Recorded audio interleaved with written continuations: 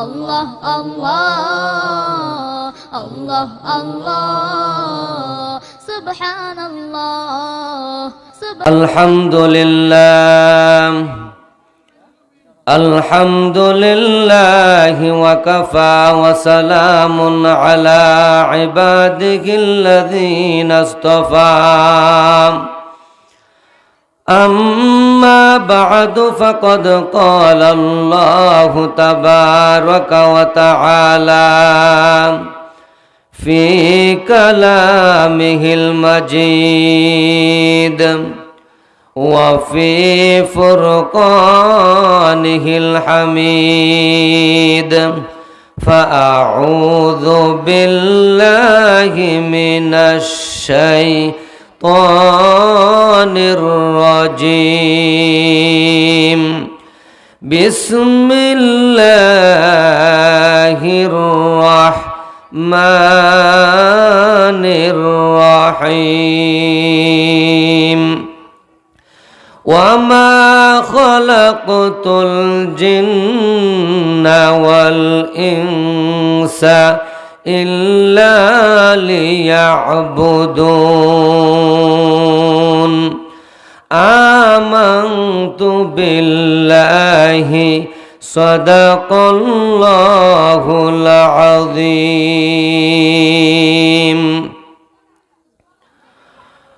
মরে গেলে যখন আমি হয়ে যাব লাশ, বন্ধু বান্ধব ছেড়ে দিবে তখন আমার পাশ।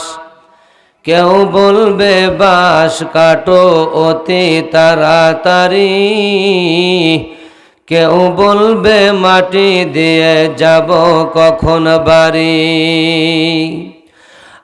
আজ আমি জীবিত বলে সবাই আমার আপন, মরণকালে সঙ্গী হবে শুধুই সাদা কাফন।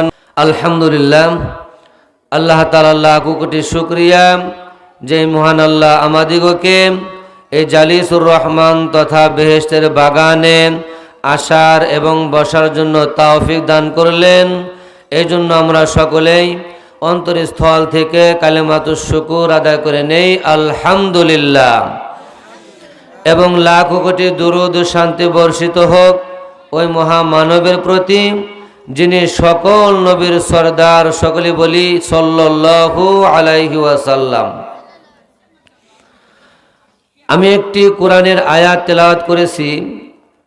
আল্লাহ পাক রব্বুল আলামিন বলেন, ওয়ামা খলাকতুল জিন্না ওয়াল ইনসা ইল্লা লিয়াবুদুন, যে আমি মানুষ এবং জিন জাতিকে সৃষ্টি করেছি একমাত্র আমার ইবাদত করার জন্য। বলেন সুবহানাল্লাহ।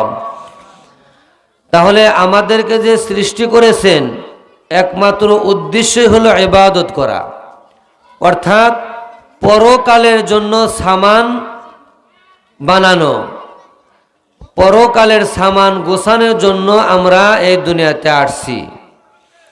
তো আমরা যেটাই করি না কেন পরকালকে সামনে রাখতে হবে, নাকি বলেন?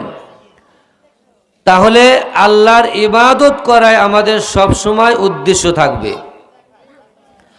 তো এই যে নামাজ, আল্লাহ পাক রব্বুল আলামিন নামাজ আমার আপনার উপরে ফরজ করিয়া দিয়েছেন। মুসলমানের প্রধান কাজ হলো নামাজ, নাকি বলেন? তাহলে এই নামাজ পড়া এটা হলো ইবাদত। তাহলে প্রধান কাজ যদি নামাজ হয়, তাহলে নামাজকে প্রথমে সুন্দরভাবে পড়ার চেষ্টা করতে হবে, নামাজ ৫ ওয়াক্ত পড়ার চেষ্টা করতে হবে, নাকি বলেন? এরপরে আরো অন্যান্য আমল করতে হবে। নবী করিম সাল্লাল্লাহু আলাইহি ওয়াসাল্লাম একবার আল্লাহ পাক রব্বুল আলামিনকে বলতেছেন, আল্লাহ, আমার উম্মতের মধ্যে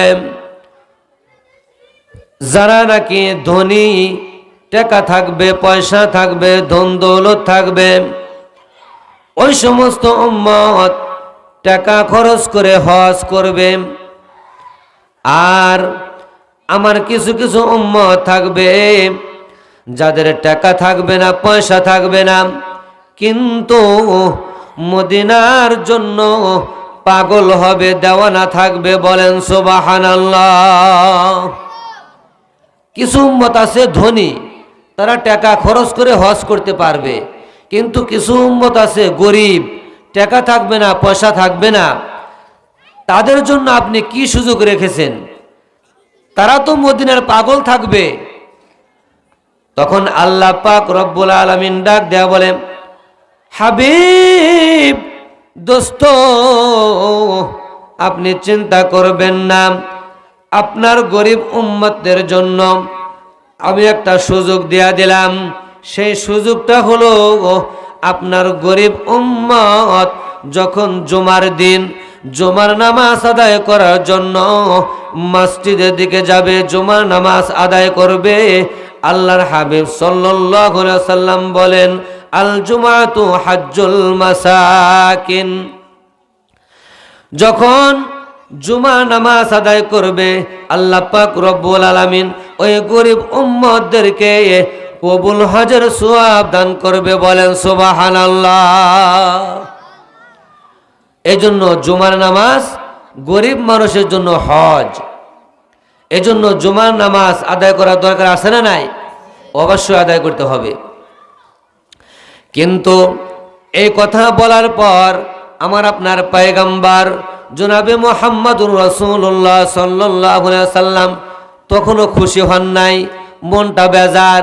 এবার আল্লাহ পাক রব্বুল আলামিন ডাক দেয়া বলে, দোস্ত হাবিব, আপনি কেন মন বেজার করছেন? আপনি কেন খুশি হন নাই?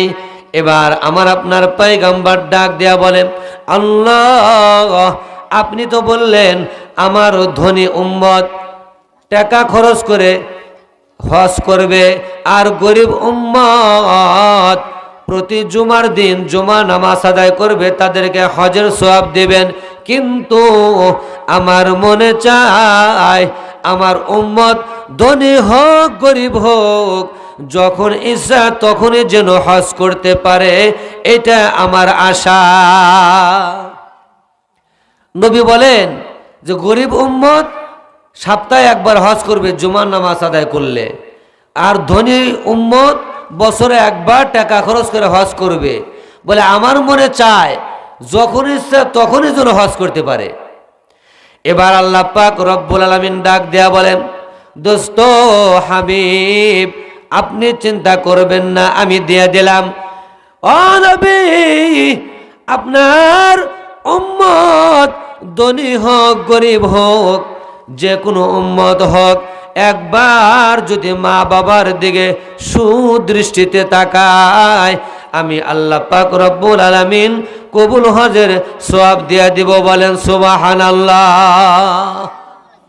তাহলে মা বাবার দিকে সুদৃষ্টি রাখা, অর্থাৎ মা বাবাকে ভালোবাসা, এটা তো এখানে আছে না নাই?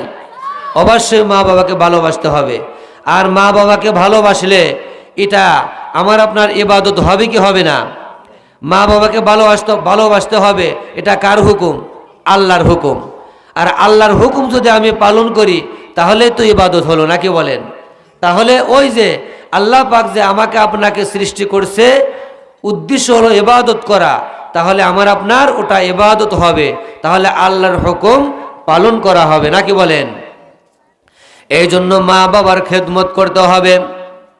এই জন্য আল্লাহর হাবিব সাল্লাল্লাহু আলাইহি সাল্লাম বলেছেন, হুমা জান্নাতুকা তারুকা। মা বাবাই হলো তোমার জান্নাত, মা বাবাই হলো জাহান্নাম। মা বাবা যদি আমার আপনার উপর অসন্তুষ্ট থাকে তাহলে আল্লাহ পাক তাকে শাস্তি দিবে, জাহান্নামে দিবে। বলেন নাউযুবিল্লাহ। এই জন্য মা বাবাকে ভালোবাসতে হবে। নবী করিম সাল্লাল্লাহু আলাইহি ওয়াসাল্লাম বলেছেন, আমার কাছে একটা জিনিস খুবই ভালো লাগে, খুবই পছন্দ, কিন্তু আমি নিজে করতে পারি নাই, সেটা হলো মা বাবার খেদমত। বলেন সুবহানাল্লাহ।